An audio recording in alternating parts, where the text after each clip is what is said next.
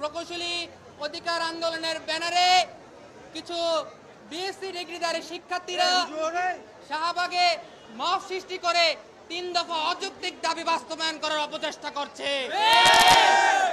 আমরা এই 3 দফা অযৌক্তিক দাবির তীব্র নিন্দা জানাই।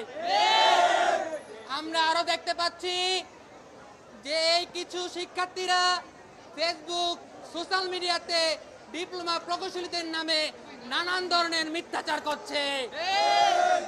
গতকাল আমরা আরো দেখতে পেয়েছি যে তারা আমাদেরকে প্রকাশ্যে মারার হুমকি দিয়েছে।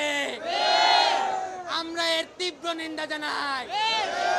আজকে আপনারা দেখতে পাচ্ছেন সারা বাংলাদেশে কারিগরি ছাত্র আন্দোলন বাংলাদেশের নেতৃত্বে একযোগে প্রতিটি জেলায় বিক্ষোভ ও অবস্থান কর্মসূচি পালিত হচ্ছে।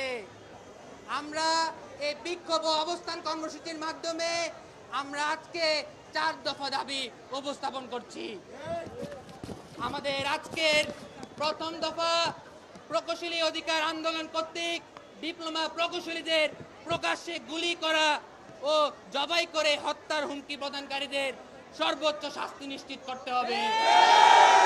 আমাদের আজকের দ্বিতীয় দাবি বিএসসি ইঞ্জিনিয়ারিং শিক্ষার্থীদের অযৌক্তিক 3 দফা দাবি প্রকাশ্যে পরিচালিত সকল কার্যক্রম রাষ্ট্র কর্তৃক অনতিবিলম্বে বন্ধ করতে হবে।